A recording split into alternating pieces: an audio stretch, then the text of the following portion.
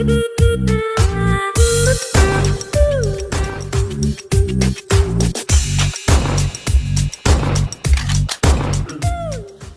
वालेकुम master concept में आज हम 25 वीडियोस में से एक नई वीडियोस बना रहे हैं जो कि इंटीग्रेशंस के ऊपर है और आज से इसका सिलसिला शुरू कर रहे हैं और अगली 2-3 वीडियोस इसके ऊपर चलेंगी और लाजमी आप इसे कंटिन्यू देखते रहिएगा। और आज हमने 2010 से पॉइंट्स निकाले हैं और यहाँ पे हमने 4 पॉइंट्स लिए हैं जो कि इस तरह से इम्पोर्टेंट है कि नंबर 2 मैंने अपनी तरफ से लिखा है ताकि एक बात को ज्यादा बेहतर तरीके से समझाया जाए। नंबर 1, नंबर 3, नंबर 4 ये 3 पॉइंट्स 2010 में आए, यानी कि 20 एमसीक्यूज में से आप 3 एमसीक्यूज इंटीग्रेशन से रिलेटेड आई हैं। इसका मतलब है अगर 25 आती हैं तो आप कह सकते हैं कि कम से कम 4 एमसीक्यूज तो 6 चैप्टर से लाजमी होंगी और बहुत ही आसान होती है। इसमें अगर आपने पूरा चैप्टर पढ़ा है तो वेरी गुड, अगर नहीं पढ़ा फिर भी आप इसे टेक्निक से कर सकते हैं। हमने यहाँ पे इसको फाइंड आउट कर लिया हुआ है। उससे पहले यह बात बताएं कि पहली एमसीक्यूज के अंदर यहाँ एफ एक्स एक फंक्शन रिप्रेजेंट हो रहा है और उसकी पावर एन है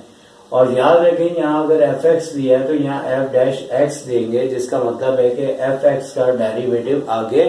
मौजूद है जो शो किया गया है। हमें सिर्फ ये करना है कि इंटीग्रेशन और डी एक्स हटाने के बाद इस एन में 1 पावर को प्लस करना है और वही पावर हमें डिनोमिनेटर में भी लिखनी है। तो लिहाजा वो बच्चे जो इंटीग्रेशन को पूरी तरह से समझ नहीं पाए तो वो इस टेक्निक से भी कर सकते हैं। बस आपने ये देखना है कि अगर एफ एक्स दे रहे हैं और यहाँ एफ डैश एक्स दे रहे हैं तो यहाँ देखें क्या लिखा है, एन लिखा है। तो आपने क्या करना है, इधर आ जाए आप। नंबर 1 है तो आप देखें कि आपने एफ एक्स ये लेना है और इसकी पावर में 1 ऐड करना है और जो पावर आएगी वही हमने नीचे करना है। यानी कि जो बच्चे अच्छी तरह से ये चैप्टर जानते हैं उनको तो पता है, कोई प्रॉब्लम नहीं है कि हमें 1 प्लस पावर ऐड करनी होती है और अपॉन में भी वही पावर हमें लिखनी होती है। लेकिन जैसे इंटीग्रेशन डेरिवेटिव चले जाते हैं तो हमें कांस्टेंट सी लगाना होता है जो कि चूंकि डेरिवेटिव का अपोजिट है इंटीग्रेशन, तो जो कांस्टेंट 0 हुआ होता है वो वापस आ जाता है, इसलिए सी लगाता है। कुछ पावर जो है वो अजीबो गरीब टाइप की देते हैं जो कि इससे चेंज है। अब देखिए पूरा का पूरा एमसीक्यूज वही है, एफ एक्स इसी तरह से, एफ डैश एक्स इसी तरह से। तो करने वाला ये भी कर सकता है एक्स को वाई कर दे, यहाँ पे भी वाई देगा, डी वाई देगा। लेकिन यहाँ पे भी वही करना है कि जो भी पावर इसकी दी है, जिस तरह की दी है, जो दी है हमने 1 प्लस करना है उसमें, ठीक है। तो लिहाजा कहने का मतलब है वही काम नंबर 2 में हो रहा है कि हमने ये एफ एक्स लिखा है, जो भी यहाँ दिया होगा वो लिखेंगे। इसकी पावर में हमने +1 कर देना, बड़ा इसलिए लिखा है कि याद रहे कि ये हमने करना है और जो पावर है उसमें डिनोमिनेटर में भी 1 प्लस कर देना। यहाँ एलसीएम लेंगे तो n + 7 हो जाएगा और अपॉन में 2 है, तो जाहिर सी बात है जो पावर आती है वही नीचे आता है। और वो आने के बाद जैसे इंटीग्रेशन चले जाता है प्लस का सी लगा देते हैं और अगर इसका क्वेश्चन आए तो ये सी इधर भी लगना चाहिए, लेकिन हम ये इसका आंसर दे रहे हैं, यानी कि यहाँ से लेके इसका आंसर, यहाँ से लेके यहाँ तक इसका आंसर आ चुका है। तो ये ऑप्शन आपको तलाश करना है और ऐसा भी हो सकता है और ऑप्शन को ऐसे भी कर सकते हैं जैसे कि नीचे किया हुआ है कि ये वाली वैल्यू, बल्कि ज्यादा चांसेस है कि इसको ऊपर लाके वो अपोजिट हो जाता है, यानी कि डबल अपॉन हो तो फिर क्या होता है कि नीचे वाला ऊपर जाके 2 ऊपर आ जाता है और n + 7 नीचे आ जाता है। तो इस तरीके से हमने 2 पॉइंट्स आपको एक्सप्लेन कर दिए हैं और इसके बाद नंबर 3 और नंबर 4 है और 3 और 4 में भी कोई ऐसा प्रॉब्लम नहीं है, बल्कि 3 अगर देखा जाए तो ये भी बिल्कुल इसी तरह है जैसे नंबर 1 पॉइंट है। तो चलें इसके ऊपर हम डिस्कस करते हैं। तो नंबर 3 की एमसीक्यूज के ऊपर आ जाते हैं और नंबर 3 भी बिल्कुल वैसी है जैसे नंबर 1 है, लेकिन इंटीग्रेशन में होता ये है कि बाद फंक्शंस होते हैं उसका डेरिवेटिव जो है वो dx के साथ होना चाहिए, जो बात नंबर 1 और 2 में हमने सामने ले के आए थे। लेकिन नंबर 3 के अंदर असल में बुनियादी तौर पे 2 ऑप्शन बनते हैं और उसी ऑप्शन में से एक ऑप्शन करने के लिए उन्होंने कहा है कि यहाँ पे x की जो पावर p है वो -1 के इक्वल है वो, तो फिर इसके 2 करेक्ट आंसर हो सकते थे, जिसकी बुनियाद पे उन्होंने ये कहा है कि p नॉट इक्वल्स टू -1। अच्छा, अब बात ये है कि यहाँ पे इन्होंने कहा है कि एनी फंक्शन है कोई और उसका डेरिवेटिव dx के साथ मौजूद है, तो वो एक अलग सी टेक्निक है जो हमने आपको समझा दी। और एक ये टेक्निक है कि अगर आपके पास कोई भी वेरिएबल्स दिया जाए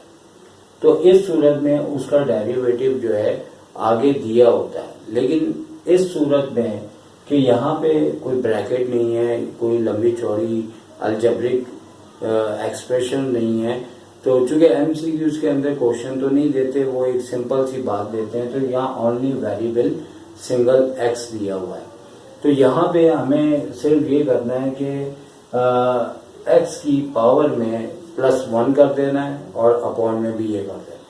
लेकिन यहाँ पे उसका डेरिवेटिव बता रहे हैं जो कि एक अंदाज है एमसीक्यूज का, और यहाँ पे एक अलग अंदाज है। यहाँ पे बहुत आसान देते तो ये भी कर सकते थे कि एक्स की पावर 8, 10, 11 कुछ भी दे देते, फिर भी हमें यही करना होता।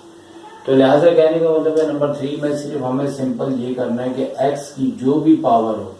उसमें हमें +1 करना है, और यही पावर हम अपॉन में भी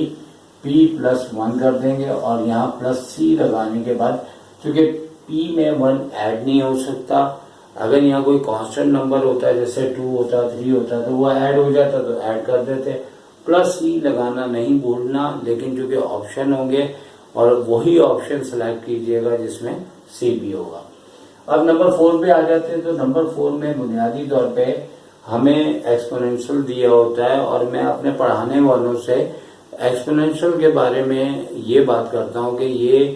प्राइम मिनिस्टर की तरह है कि इसको कोई रोकता भी नहीं है। वो बात इस तरह से है कि देखिए, अगर e के ऊपर x लगा हो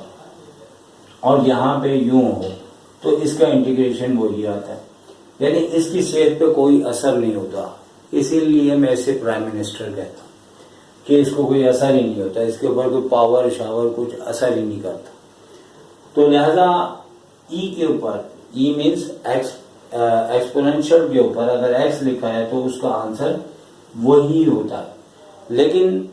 मैं अपने स्टूडेंट्स से कुछ इस तरह की भी बात करता हूँ कि अगर e के ऊपर x लगा हो तो समझो प्राइम मिनिस्टर खुद गाड़ी ड्राइव कर रहा है, और ड्राइव करने के बाद वो यहाँ पे हमारे पास आ चुका है। लेकिन अगर e के ऊपर 10x है, तो अगर x से डिफरेंट है तो इसका डेरिवेटिव यहाँ पे मौजूद होना चाहिए। अब डेरिवेटिव क्या होता है भाई, 6 फंक्शन दिए होते हैं जिसके डेरिवेटिव याद रखने पड़ते हैं। साइन x का कॉस x होता है, अगर यानी कि साइन x होगा तो यहाँ कॉस x होगा, कॉस x का माइनस साइन x होता है। ठीक है, नोट करते जाए, जो कि यही एमसीक्यूज आ सकती है, फंक्शन बदले जा सकते हैं, या फिर मैं लिख के बता देता हूँ, यानी कि e के ऊपर साइन x होगा तो यहाँ पे कॉस x होगा और साथ में dx होगा। ठीक है, और इसी तरह या फिर सेकंड ऑप्शन ये होगा कि e के ऊपर यानी एक्सपोनेंशियल के ऊपर कॉस x होगा तो उसका डेरिवेटिव होता है माइनस साइन x, तो यहाँ पे ब्रैकेट में ये लिखा होगा। और इसी तरह जैसे 10 है तो एक ऑप्शन इसका ये भी हो सकता है कि 10 का ऑप्शन ये भी इसके अलावा दे सकते हैं कि यहाँ पे कॉट दे दें, क्योंकि जब एमसीक्यूज आती है तो लाजमी तौर पे वो थोड़ा थोड़ा सा चेंज करते ही करते हैं, तो dx आ जाए, क्योंकि कॉट का -10x होता है। इसी तरह अब बाकी बचा sec x, अगर sec x दिया है तो इसका जो है sec x का जो है यहाँ पे sec x 10x यानी कि दोनों होते हैं, तो ये याद करना पड़ेगा। और इसी तरह इसका लास्ट रह गया जो इसी का अपोजिट यानी कि cosec होगा, तो यहाँ पे cosec x होता है, तो इसका जो है वो माइनस cosec x और cot x। तो इस तरीके से ये जो है 6 ऑप्शन आपके साथ आ सकते हैं, जैसे नंबर 4 का आंसर हमने लिख दिया है। 2010 के अंदर ये 3 पॉइंट्स आए, एक अपनी तरफ से बताया, तो आपको इंशाल्लाह बहुत फ़ायदा होगा। क्योंकि मैं अपने जहन से अगर नई बना के दूंगा तो उसके एग्ज़ाम में तैयारी तो उससे हो जाएगी, लेकिन उसके आने के चांसेस थोड़े कम होते हैं। तो आइंदा आने वाले सालों में होगा यही कि 3 लेवल्स होंगे, एक बिल्कुल लो लेवल या इंटर लेवल, फिर उसके बाद उससे थोड़ा सा टफ और उससे बहुत ज़्यादा टफ यानी ई कैट के लिहाज से, ताकि हम बहुत अच्छी एक प्लानिंग बना के बैठे हैं। तो यकीनी तौर पे आपको इस चैनल को आगे भी आपके लिए कारआमद होगा, आपकी फैमिलीज़ के लिए, आपके छोटे भाइयों के लिए। तो सर शाहिद को इजाज़त दीजिए। टेक केयर, अल्लाह हाफिज़।